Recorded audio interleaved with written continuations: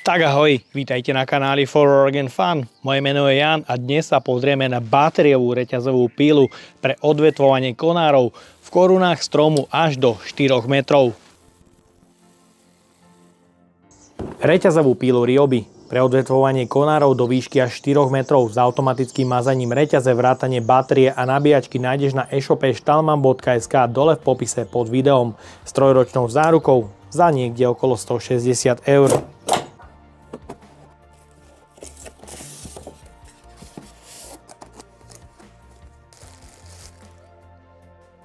V balení nájdeme 1,5 Ah batériu, ktorá nemá ukazovateľ stavu nabitia batérie.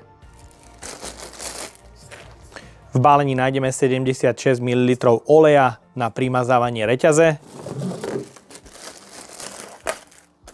Ďalej základnú nabíjačku, ktorá dokáže rozpoznať ledkami prehriatý alebo poškodený akumulátor. Pribalenú 1,5 Ah batériu nabije za 60 minút. Jednoramenný popruh s 2 karabínkami pre lepšiu manipuláciu. Brožúrku, ktorá nás informuje o rozsiahlom batériovom systéme OnePlus, užívateľský manuál od reťazovej píly a nabíjačky. 1x predĺžovací adaptér pre napájanie z batérie a práce vo výške do 4 metrov. Ďalšia základná spojovacia časť, či už pre predĺžovací adaptér do 4 metrov alebo samotnú reťazovú pílu a závitom. Je tu možnosť upnúť za karabinku, cez popruhy, gumové držanie stroja. Petica pre 20V batériový systém OnePlus od Ryobi, gumové madlo s ergonomickým držaním a bezpečnostnou poistkou proti náhodnému spusteniu. Taktiež ďalšia možnosť upnúť cez karabinku, ktorá je súčasťou balenia. Hlavná časť reťazovej píly pre spojenie či už s predĺžovákom, kde sú kontakty plus a mínus. Základná časť, kde nájdeme kryt pre ochranu lišty a reťaze. Lišta je dlhá 20 cm, reťaz 3/8 a jej obvodová rýchlosť 5,5 metra za sekundu, čo naozaj nie je zlé na odvetvovaciu pílu. Nájdeme tu plastový drapák pre zapretie o konár, transparentnú nádobu pre olej na primazávanie reťaze a veko pre doplnenie oleja, kde je aj malá špongia, ktorá by mala slúžiť aj ako filter, aby sa prípadné kanáliky nezaniesli. Na šponovanie reťaze sa pozrieme, no a uhol naklonenia je 30 stupňov bez možnosti aretácie.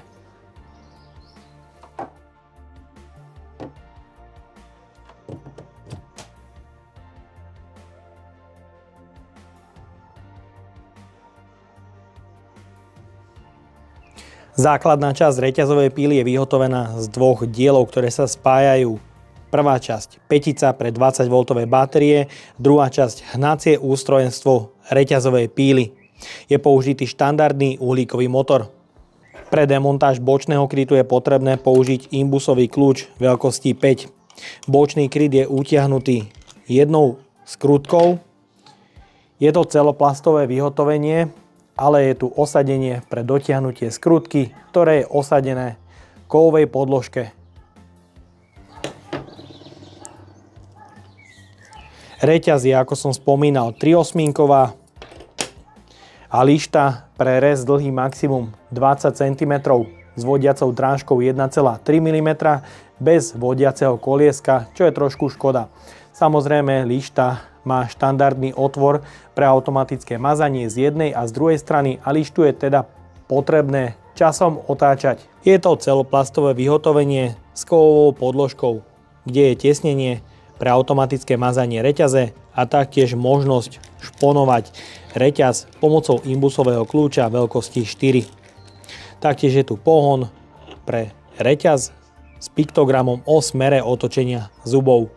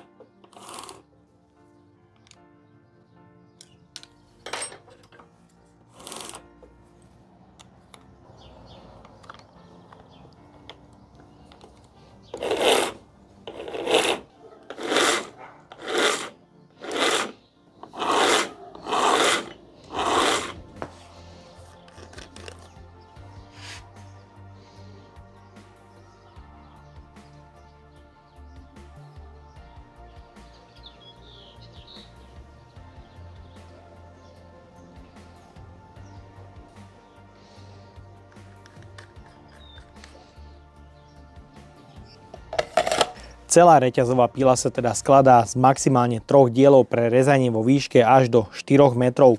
Základná časť pre batériu sa spája pomocou kontaktov plus a mínus. Nedá sa to založiť opačne, takže nie je potrebné sa obávať zlého založenia. Je tu už plastový závit na utiahnutie spoja a rovnakým spôsobom sa montuje aj predĺžovací adaptér. Celková dĺžka aj s predĺžením je rovných 300 cm. Pri práci s predĺžením je potrebné rátať aj s miernym prehybom na predĺžení. Celková hmotnosť aj s predĺžovacím ramenom a 1,5 Ah batériou je 3,9 kg.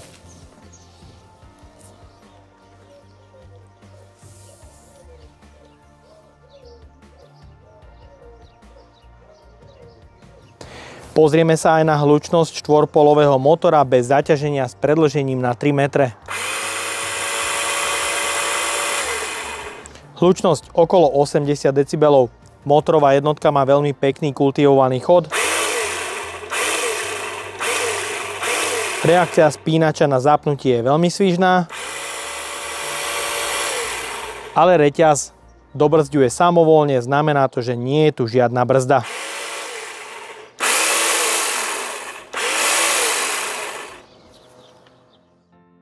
Teraz sa pozrieme na funkčnosť primazávania reťaze.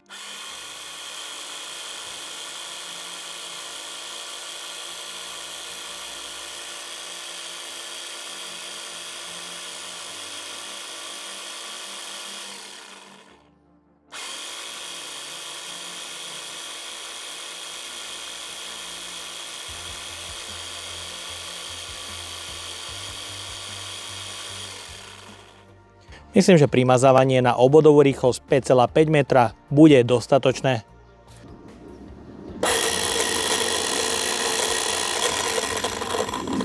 Centrálne mazanie je, myslím, že dostatočné.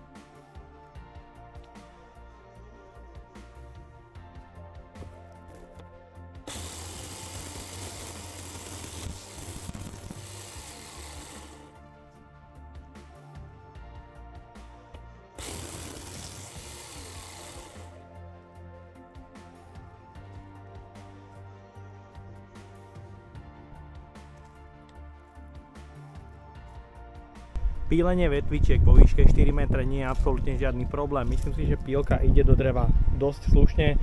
Svieže orechové drevo o priemere 8 cm alebo 5 cm, absolútne žiadny problém. Ide to s ňou super. Myslím, že dosť jednoduché opílenie v korunách stromu. Kľudne aj nejakých 7-8 cm dokáže si s tým poradiť úplne bez problémov. A samozrejme s menšou fyzickou námahou, pretože nie je potrebné si brať ku práci rebrík a tým zvyšovať riziko úrazu pri práci. Pre extrémny test pílu použijem aj na rezanie stavebného reziva rôznych rozmerov.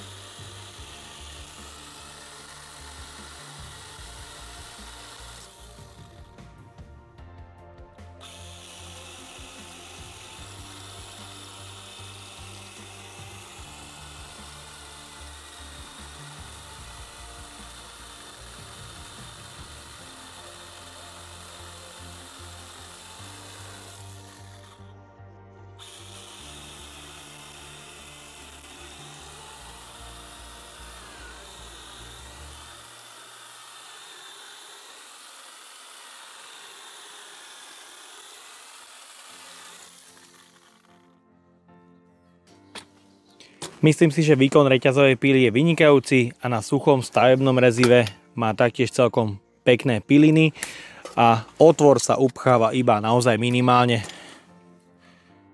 Tak a máme tu záver recenzie na podľa môjho názoru vydarenú pílku pre odvetvovanie, ktorá je veľmi zaujímavou voľbou, hlavne pre ovocinárov, kde svoj sad opílite v korunách stromu behom pár minút. Nie je to absolútne žiadny problém. Samozrejme limitom môžu byť batérie, ale po dokúpení alebo rozšírení svojho systému OnePlus môžete robiť určite s 2 4Ah nepretržíte, takže sa určite nemusíte obávať toho, že vám dojde šťava. No a pílke absolútne nemám čo vytknúť, pretože je to stroj, ktorý je určený na jednoúčelové použitie, teda na opilovanie konárov. Je tam primazávanie, dosah až do 4 metrov a rezný výkon si myslím, že je veľmi slušný. No a odo mňa je to na dnes všetko. Pílu nájdeš dole v popise pod videom na e-shope stalman.sk a ja dúfam, že si dnešné video páčilo. Ak áno, daj like, potvrď odber a zvonček alebo sa pripoj k členstvu, kde nájdeš kopec extra recenzií naviac. Ahoj!